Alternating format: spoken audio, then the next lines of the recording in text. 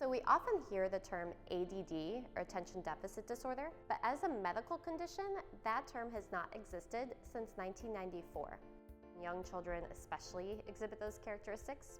They are impulsive and they are unfocused and they do have difficulty following directions. After struggling in classrooms across Chicago with little positive results, I went back to school and took a position teaching children with varied learning disabilities to better understand the problems and to hone the solutions. Normally, we have What's on Your Mind Wednesday, where our videos are a question and answer type setup, and a parent writes in with an education-related question for me, and I answer it. But today we're doing things a little bit differently. Today is the first of a series on ADHD.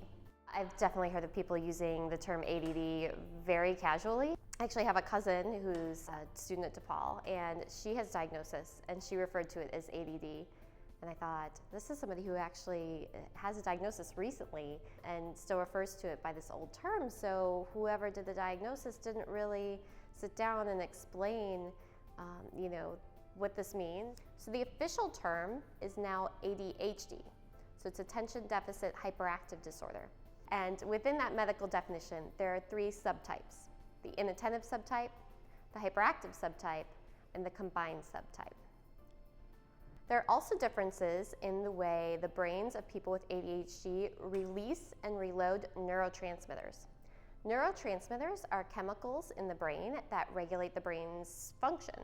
And the neurotransmitters that are really involved with ADHD are dopamine and norepinephrine. And anyone that's ever taken medication for ADHD knows that those medications really affect those neurotransmitters. There's been quite a bit of research to show that the brains of people with ADHD are actually different than the brains of people without ADHD.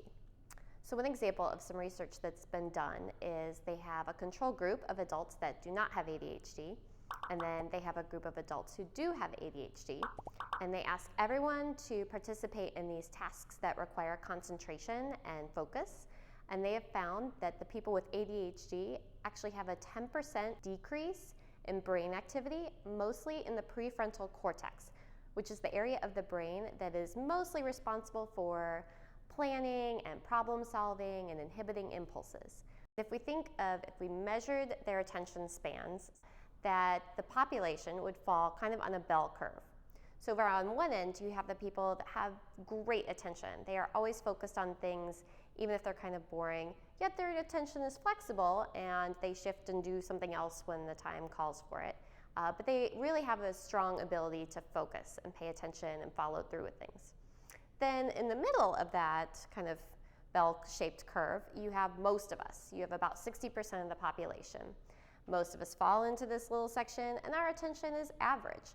Some of us are a little above average, some of us are a little below average, but for the most part, we're kind of falling in the middle on that attention spectrum. And then on the other side, we have the people that really struggle with attention. And these are often the children that we really notice in class that cannot sit still, that they're really talking a lot, and they're very impulsive, and they're making a lot of noise everywhere they go.